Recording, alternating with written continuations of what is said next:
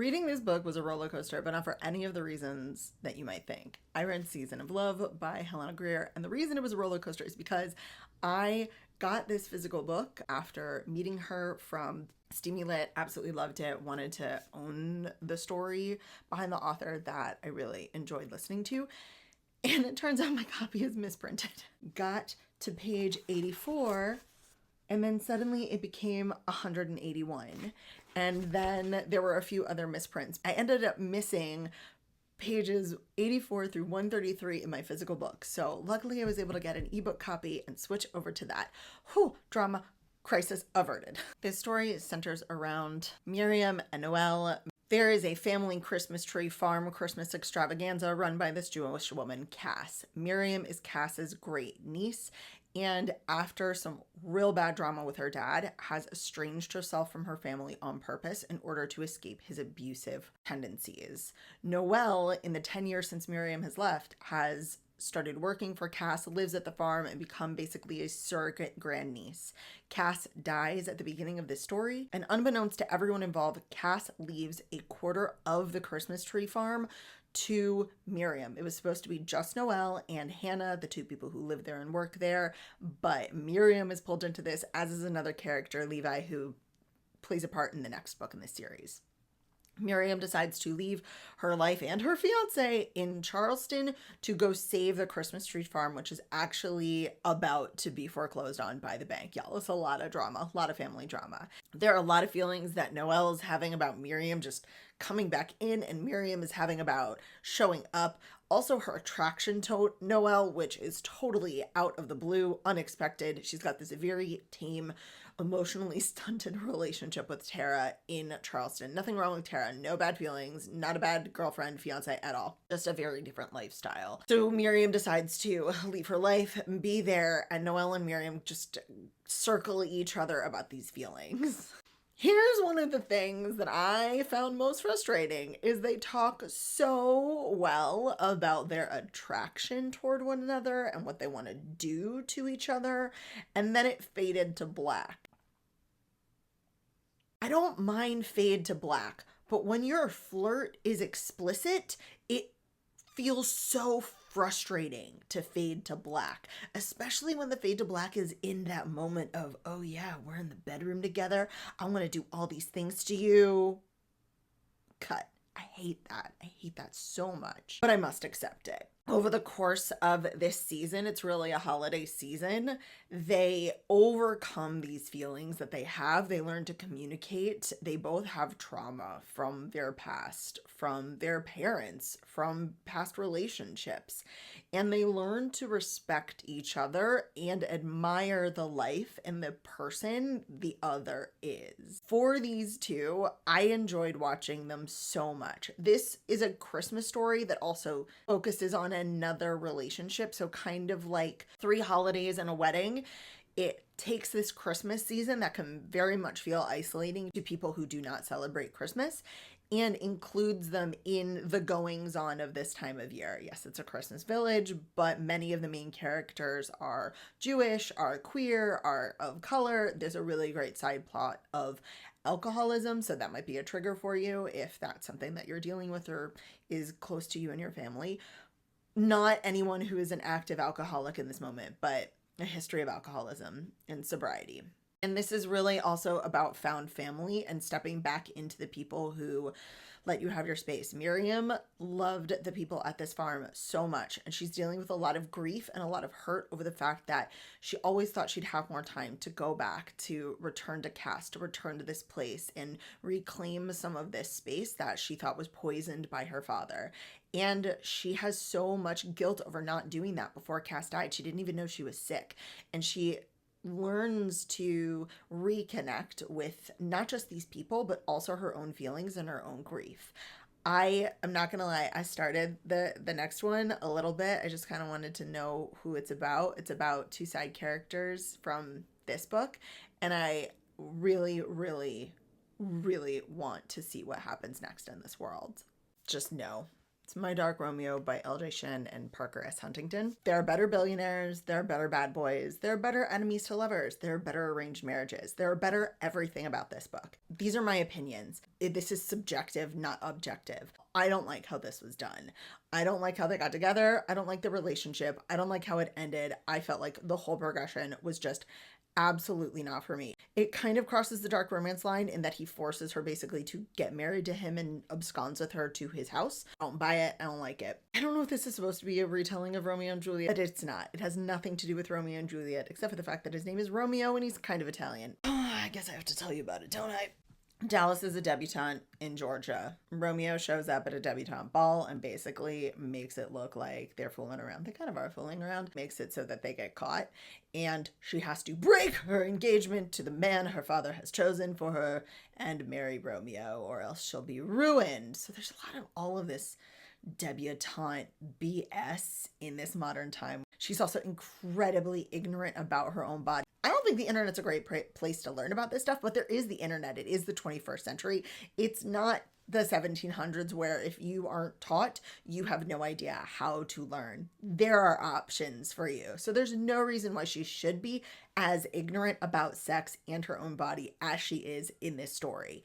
Romeo leaves her in his house. He has to get married because his dad is making him, and he chooses her because her ex-fiance is his business rival. So it's all super petty. He has no idea who she is. He knows nothing about her. He respects basically nothing about her.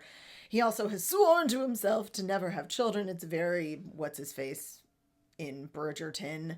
And so he says he won't even sleep with her. It's just weird. I don't mind a quirky girl. Dallas is quirky. She's fine. I didn't mind the pettiness of the two of them getting back at each other in upping the game from tying him to the bed and leaving him there for the help to find to throwing a house party so she gets some attention. I didn't feel like either of them were really worth the effort. And then it cuts to the sex. There is sex. It's explicit. It's dumb. It's so dumb. So there's this huge weight put on her virginity. And at first it's her hymen. And then they keep mentioning,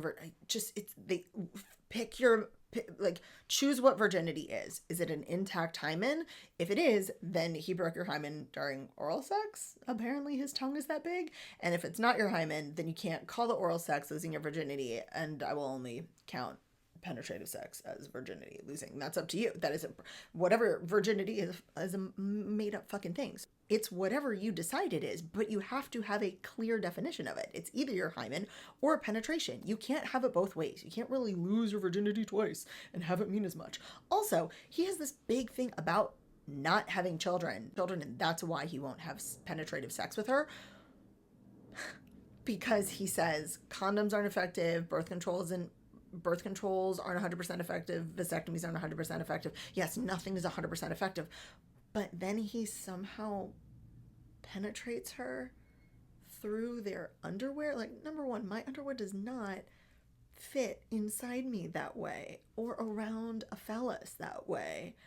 Ew, that feels like that. The idea of like shoving underwear up inside me is so horrendous. And if anything, is probably the least effective thing that you could do to potentially stop any sperm coming out in your pre-cum. Like, it just is the dumbest thing. So you won't have sex with her. You won't get a vasectomy. You won't give her an IUD. Like, you respect her body enough that you won't use a condom. But you'll screw through clothes the most uncomfortable way that I can think of to insert your phallus into an orifice. Ugh, it just is gross. I don't understand that. It's not sexy. It can't be satisfying. And that was a moment when everything went to hell for me. I was like, I believe nothing about this book. Sorry, you are trying to convince me that that's sexy. Game over, friend. Nothing about this book redeemed that moment for me at all. Nothing. I don't care. I know there's a second book. There's a third book. DNF.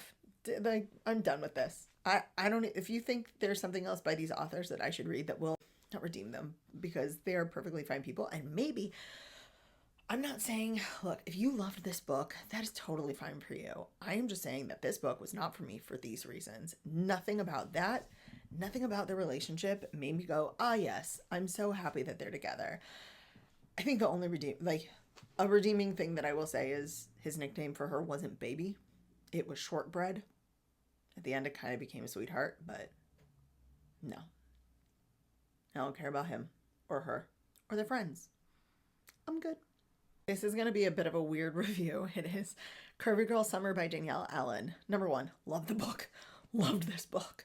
Number 2, I mostly listened to the audiobook. And I will say mostly, not because the audiobook isn't great. Wesley Siobhan has an incredibly powerful voice.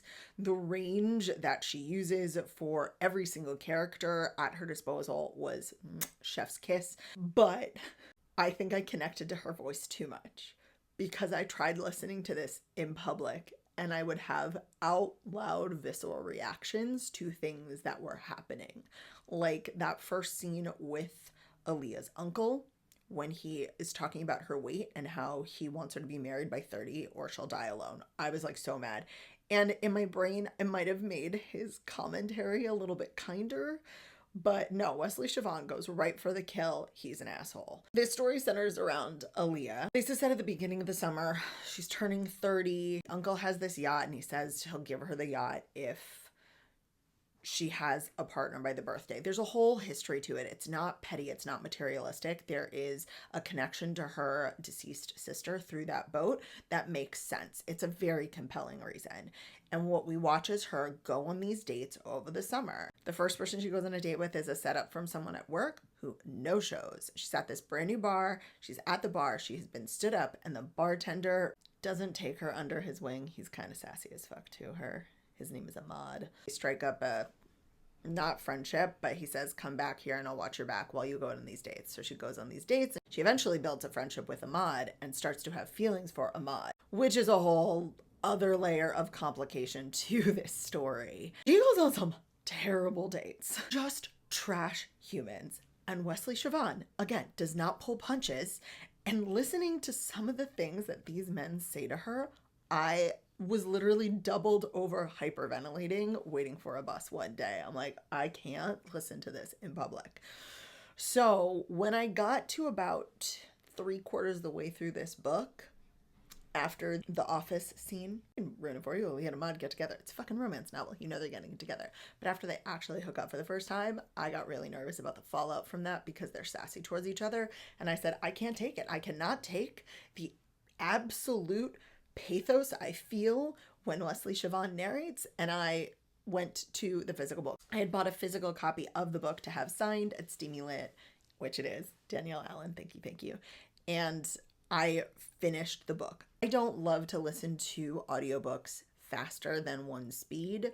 I feel like I can lose things. I feel like I miss the tone and the intonation and kind of the zhuzh of it. But I read way faster than I listen. So I wanted to finish this. I wanted to see how this was all going to resolve. And I read this book. I adored the way that it ended. I adored the way that they came together. I think that this was an incredibly good story. It has one of my top 5 openings for a romance novel. I might just put it here. Just look at that. Pause if you need to and look at that.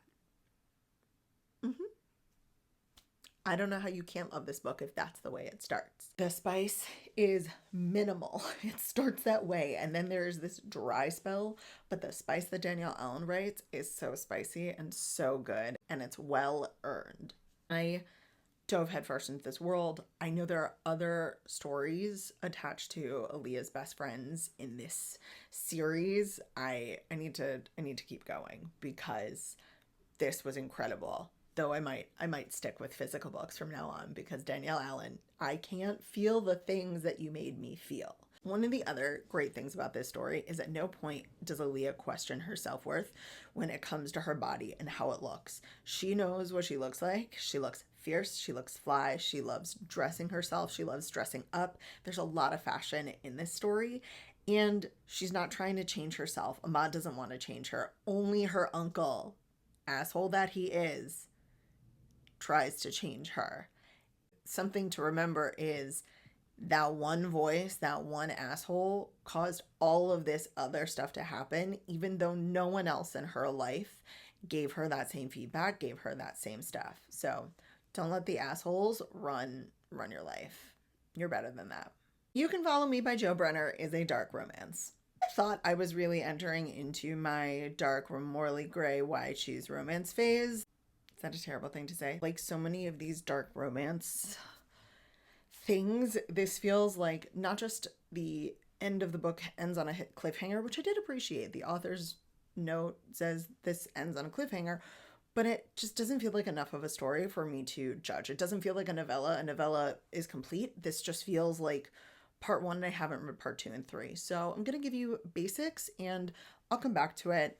I'm sure I will read the others and I'll see how it goes as a series, as a complete storyline. This book contains a lot of self-flagellation. Kara had an affair with a married professor and it blew up and she blames herself. I don't think she should blame herself. Yeah, she was reckless. Yeah, she was in her 20s, but you're not married. You're not the professor.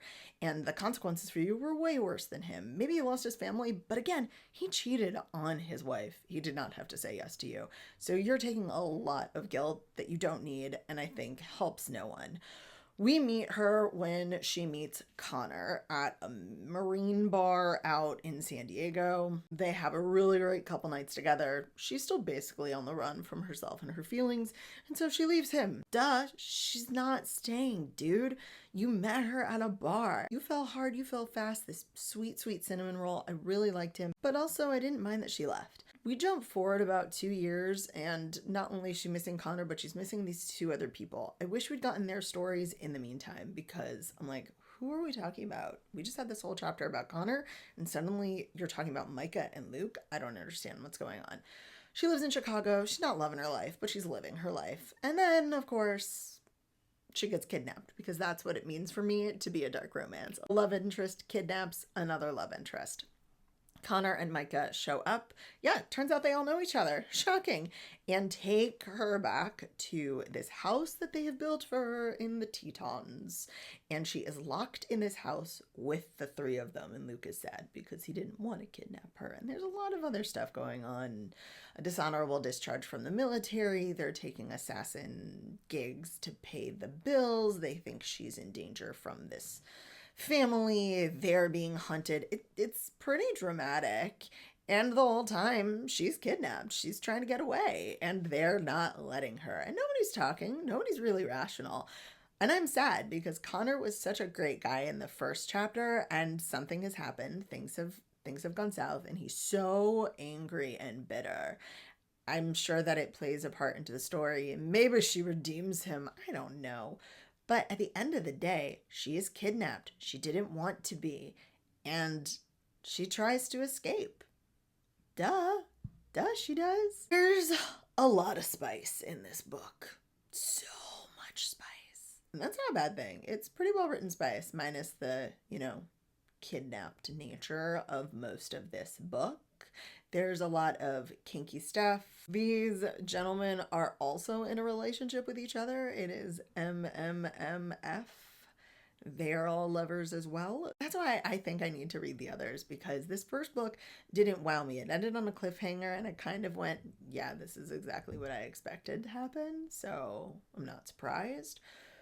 But there's got to be more to it. This isn't the end of the story. This isn't the end of the tale. There are other books. There are other things. So if you're not as picky as I am and you always love an MMMF, morally gray / dark romance, why choose situation, go read this book. It's really spicy. It's well written spice. I enjoyed it. If you're someone who needs a little bit more believable of a plot, hold off. Wait until I read the next one, or maybe you read the next one and tell me how it is. That's something about this book. A Curse So Dark and Lonely, their emotions, their relationship, their conversation felt more adult. It surprised me when I was reminded that Harper, our FMC, was in high school before she was kidnapped to Emberfall, this magical land. It is a Beauty and the Beast retelling. It also is part of a series, so don't expect a conclusion at the end of this book. I forgot about that. What? I think this is a great version. But it is YA. It's staunchly YA. There's no spice because it's YA. It really annoy me because it's a series. It's a slow burn. Harper, or FMC, is a teenager with cerebral palsy. She is on lookout while her brother essentially roughs up dudes for a loan shark. Family drama so much. She sees a dude trying to kidnap a woman and she fights him and ends up being sucked back to Emberfall. That dude was Gray. He is the soldier for Ren, who is the prince who is under the curse. He has to make someone fall in love with him, and every season, as time restarts, a new person is chosen. Gray goes to the human world to procure someone, and it just so happens that Harper got to Gray before he could abscond with that person. So she is there against her will, kidnapping right away. It's a fairy tale retelling as opposed to morally gray or dark romance. Then they have to just exist together. Harper has to live in this magical world, and Ren is faced with the oh dear god. This woman is absolutely nothing like any other woman that we brought here. How would she fall in love with me? She is a feisty one. But Harper, in this new world, has a fresh pair of eyes. She isn't seduced by the palace, by the grandeur, by the dresses, by the jewels. She is curious. She tries to run away. She climbs down a trellis, technically successfully in that she got down and didn't die, but not successfully because the whole trellis broke. When she runs away, she ends up interacting with the people of this kingdom who are separate from the curse and just know that the royal family has been gone for 5 years and that this monster has appeared over the last 5 years.